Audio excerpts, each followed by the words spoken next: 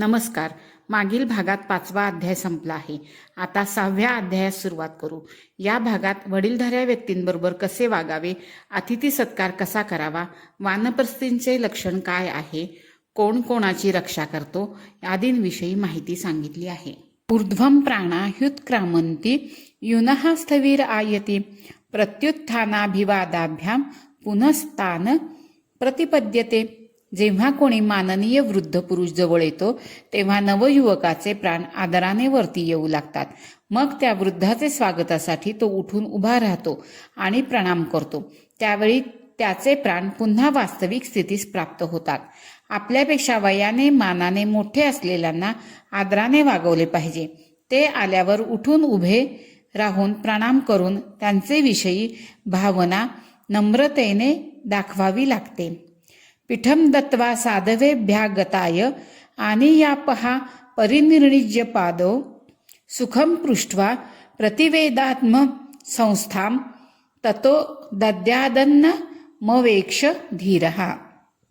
जर कोणी साधू पुरुष अतिथी रूपेने आपल्या घरी आला तर त्याला पहिले आसन द्यावे, पाण्याने त्याचे पादप्रक्षण करावे, पुन्हा त्यांचे कुशल विचारून आपली स्थिती सांगावी. त्यानंतर आवश्यकता समजून अन्न भोजन द्यावे. अतिथीचे स्वागत कसे करावे हे येथे सांगितले आहे. रोषणोह्य समश्लोष्ठाश्म कांचनः प्रहीण शोको गतसंधी विग्रहः निंदा प्रशंसो परतः प्रिया प्रिये त्यजन्नो दासीनवदेश भिक्षुकः.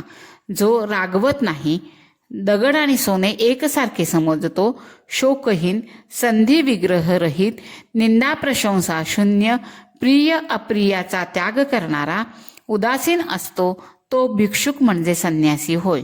ज्याचा भावनांशी नफातोट्याशी काहीही संबंध नाही, जो विरक्त असतो तो संन्यासी असतो. निवार मूलेंगु दशाक वृत्तीही सुसंयतात्माग्नि कार्येषु चोद्यः वने वसन तिथिश्व प्रमत्तो धुरंधरः पुण्य कृदेश तापसः. जो निवार म्हणजे जाडे तांदूळ, कंदमूळ, इंगूद आणि साग खाऊन निर्वाह करतो, मनास वश करतो, अग्निहोत्र करतो, वनवासी होऊन अतिथी सेवत नेहमी सावध असतो, तो पुण्यात्मा तपस्वी वानप्रस्थी श्रेष्ठ मानला आहे. येथे वानप्रस्थाश्रमी कसे वागावे हे सांगितले आहे. गर्दीपासून दूर कमीत कमी गरजात सुखाने राहावे. अपकृत्य बुद्धिमतो दूरोस्थो स्मिती नाश्वसेत दीर्घो बुद्धिमतो बाहू याभ्याम हिंसती हिंसितः. बुद्धिमान व्यक्तीस नावे ठेवून या विश्वासावर निश्चिंत राहू नका की मी दूर आहे. बुद्धिमानांचे हात लांब असतात. त्रास दिल्यानंतर तेच हात आपल्या बदला घेतात. बुद्धिमानास आपल्या कुरघोडी समजत नाहीत या भ्रमात राहू नये. ते जर त्रासिक झाले तर आपल्यास त्रास देऊ लागले तर आपले काही खरे नसते. म्हणून बुद्धिमानांचे वाटेस जाऊ नये. न विश्वसेद विश्वस्थे विश्वस्थे नाति विश्वसेत विश्वासात भयम उत्पन्नम मूलान्यपि निकृंतती. जो विश्वासास पात्र नाही त्याचा विश्वास करूच नये, परंतु जो विश्वास पात्र आहे त्याच्यावरही अधिक विश्वास करू नये. विश्वासातून जे भय उत्पन्न होते ते मुळासच उखडून टाकते. एखाद्यावर विश्वास ठेवला आणि त्याने विश्वासघात केला तर जो त्रास होतो त्यातून आपण बिखरून जातो. असे कसे झाले असा आपला आत्मविश्वास आपण घालवून बसतो. म्हणून कोणावरही अतिविश्वास ठेवू नये. करिष्यन्न प्रभाषेत कृतान्येव तु दर्शयेत धर्मकामार्थ कार्यानी तथा मंत्रो न भिद्यते. धर्म काम आणि अर्थाविषयी कार्यास करताना अगोदर बोलू नये, करूनच दाखवावे. असे केल्याने आपली मंत्रणा दुसऱ्याचे समोर प्रकट होत नाही. आपले नसले तरी दुसऱ्याचे आपल्यावर लक्ष असू शकते. शत्रूस समजले तर कामात अडथळे येऊ शकतात. त्यामुळे गुप्त गोष्टी झाल्यानंतरच झालेल्या कळाव्या. अप्रशस्थानि कार्याणि यो मोहाद अनुतिष्ठती स तेषां विपरिभ्रंशात भ्रंशते जीवितादपि. जो मोहवश वाईट काम करतो तो त्या कार्याचा विपरीत परिणाम होऊन आपल्या जीवनापासून दूर जातो. वाईट कामाची फळेही वाईटच मिळतात. त्यामुळे विकासाच्या मार्गापासून आपण दूर जातो. कर्मणा तु प्रशस्तानां अनुष्ठानं सुखावहं तेषामेवा न नुष्ठानं पश्चातापकरं मतम्. उत्तम कर्माचे अनुष्ठान सुख देणारे असते, परंतु त्याचे अनुष्ठान केले गेले नाही तर ते पश्चातापाचे कारण होते. उत्तम कार्य करण्याची संधी येते, ती जर आपण घेतली नाही तर पुन्हा पश्चाताप करावा लागतो. अनधित्य यथा वेदान विप्रहा श्राद्ध मर्हति एवं श्रुत षाड्गुण्यो न मंत्र श्रोतुमर्हति. जसे वेदाचा अभ्यास केल्याशिवाय ब्राह्मण श्राद्धाचा अधिकारी होत नाही, तसे संधी, विग्रह, यान, आसन, द्वैधी भाव आणि समाश्रय नामक 6 गुणांना समजल्याशिवाय कोणी गुप्त मंत्रणा ऐकण्याचा अधिकारी होत नाही. संधी म्हणजे मिळते जुळते घेणे, विग्रह म्हणजे शत्रू समान तुल्यबळ वाटला तर लढाई करणे, यान म्हणजे शत्रू दुर्बळ असेल तर चढाई करणे, आसन म्हणजे शत्रू प्रबळ असेल त्याने चढाई केली तर लपून शांत बसणे, द्वैधी भाव म्हणजे शत्रूमध्ये फूट पाडणे किंवा वरून एक भाव दाखवायचा व आतून दुसराच असायचा असे वागणे, समाश्रय म्हणजे आक्रमणकर्त्याच्या त्रासापासून सुटका म्हणून मित्र राज्याची मदत घेणे व लढाई करणे, असे राजनीतीतील सर्व डावपेच माहीत असलेल्या बरोबर मंत्रणा करावी. शिवाजी महाराजांना हे सारे डावपेच चांगले माहीत होते. त्याचा त्यांनी स्वराज्य उभारणीत चांगला उपयोग करून घेतला. मिर्झा राजे बरोबर संधी केली, किल्ले घेताना चढाई, लढाई अशा प्रकारचे मार्ग अवलंबले. अफजल खान शाहिस्ते खानाचे वधाचे वेळी द्वैधी भाव वापरला, आग्र्याहून सुटकेत समाश्रय वापरला. स्थानवृद्धी क्षयज्ञस्य षाड्गुण्य विदितात्मनः अनवज्ञातशीलस्य स्वाधीना पृथ्वी नृप. राजन, जो संधी, विग्रह आदी 6 गुणांचे जाणकारीमुळे प्रसिद्ध आहे, स्थिती, वृद्धी, रास यास जाणतो आणि ज्याच्या स्वभावाबद्दल लोक प्रशंसा करतात, त्या राजाचे अधीन पृथ्वी राहते.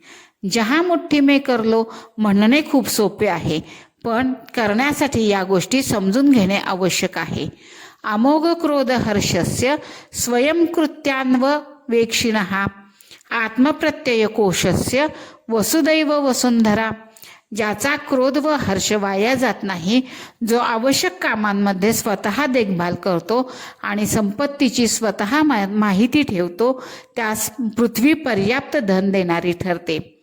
ज्याच्या रागलोभाचा दुसऱ्यावर फरक पडतो, स्वतः सर्व आवश्यक कामात जमा खर्चात लक्ष घातो, त्याला यश मिळतेच. निरर्थम कलहम प्राज्ञो वर्जयन मूढ सेवितम कीर्तिम च लभते लोके न चानर्थेन युज्यते. निरर्थक कलह करणे मूर्खांचे काम आहे. बुद्धिमान पुरुषास त्याचा त्याग केला पाहिजे. असे केल्याने त्याला इहलोकी यश प्राप्त होते आणि अनर्थाचा सामना करावा लागत नाही. जल्पन्ते मूढास्तु गुणैर्विहीनः. मूर्ख लोक विनाकारण कलह करीत असतात, त्यात भाग घेऊ नये.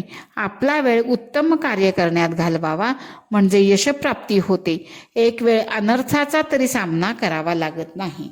विद्याशील वयोवृद्धान बुद्धिवृद्धांश भारत धनाभिजात वृद्धांश नित्यम मूढो मन्यते. भारत, मूर्ख व्यक्ती विद्याशील, अवस्था, बुद्धी, धन आणि कुळातील मोठी माननीय व्यक्ती यांचा नेहमी अनादर करते. वरील गोष्टींविषयी चांगली भावना नसणारी व्यक्ती मूर्खच असते. अनार्य वृत्तम प्राज्ञम सूयकम धार्मिकम अनर्थाः क्षिप्रमायांती वाग्दुष्टम क्रोधनम तथा. ज्याचे चरित्र निंदनीय आहे, जो मूर्ख, गुणांमध्ये दोष बघणारा, अधार्मिक, वाईट बोलणारा आणि क्रोधी आहे, त्याचे बरोबर लवकरच अनर्थ घडतो. या गुणांमुळे दुसऱ्यांशी वैर वाढण्याचे काम अधिक होते, त्यामुळे अशा व्यक्तीबरोबर अनर्थ घडतो. अविसंवादनम दानम समयस्या व्यतिक्रमः आवर्तयन्ति भूतानि सम्यक प्रणिहिता च वाक्. फसवेगिरी न करणे, दान देणे, बोलण्यावर कायम असणे आणि योग्य प्रकारे केलेली हितकारक गोष्ट अशा वागण्याने सर्वांना आपलेसे करता येते. वरील कृतीने आपण विश्वासपात्र होतो, त्यामुळे सर्व लोकांना आपण हवेसे वाटतो. अविसंवादको दक्षः कृतज्ञो मत्तिमान् ऋजुः अपि संक्षीणकोशोऽपि लभते परिवारणम. कोणालाही धोका देऊ न शकणारा, चतुर, कृतज्ञ, बुद्धिमान आणि सरळ राजा संपत्ती नाहीशी झाल्यावरही सहाय्यकांना मिळवू शकतो. अर्थात त्याला सहाय्यक मिळतात. पुन्हा तेच, जेव्हा व्यक्ती विश्वासास पात्र होते तेव्हा लोक तिला मदत करण्यास तयार होतात. धृती शमो दमः शौचम कारुण्यम वाग्निष्ठुरा मित्राणां चानभिद्रोहः सप्तैताः समिधः श्रियः धैर्य मनोनिग्रह इंद्रिय संयम पवित्रता दया कोमलवाणी आणि मित्रांबरोबर द्रोह न करणे या 7 गोष्टी लक्ष्मी वाढवणाऱ्या आहेत. असंविभागी दुष्टात्मा कृतघ्नो निरपत्रपहा तादृग नराधिपो लोके वर्जनीयो नराधिप. राजन, जो आपल्या आश्रितांमध्ये धनाची नीट वाटणी करत नाही, तसेच जो दुष्ट, कृतघ्न आणि निर्लज्ज आहे, असा राजा या लोकी त्याग करण्यास योग्य आहे. जो कर्ता पुरुष आपल्यावर अवलंबित लोकांमध्ये योग्य प्रमाणात वाटणी करत नाही, दुष्ट, कृतघ्न आणि निर्लज्ज आहे, त्याला लोकांच्या निंदेची काही पडलेली नसते. तो स्वार्थी, आपमतलबी असतो, म्हणून तो त्याग करण्यास योग्य असतो. एर्थाः स्त्रीषु समायुक्ताः प्रमत्तपतितेषु च ये चानार्ये समासक्ताः सर्वे ते संशयं गताः. जो धनादी पदार्थ स्त्री, प्रमादी, पतित आणि नीच पुरुषांच्या हाती सोपवतो त्याचेकडे संशयाने बघितले जाते. अयोग्य माणसाकडे धनादी गोष्टी सोपवल्या तर त्याचा विनियोग योग्य प्रकारे होत नाही, त्यामुळे संशयाची सुई आपल्याकडे वळते. प्रयोजनेषु ये सक्ता न विशेषेषु भारत तानहं पंडितान् मन्ये विशेषाहि प्रसंगिनः. जे लोक आवश्यक तेवढे काम करतात, अधिक गोष्टींमध्ये हात घालत नाहीत, त्यांना मी पंडित मानतो, कारण अधिकात लक्ष घालणे संघर्षाचे कारण होते.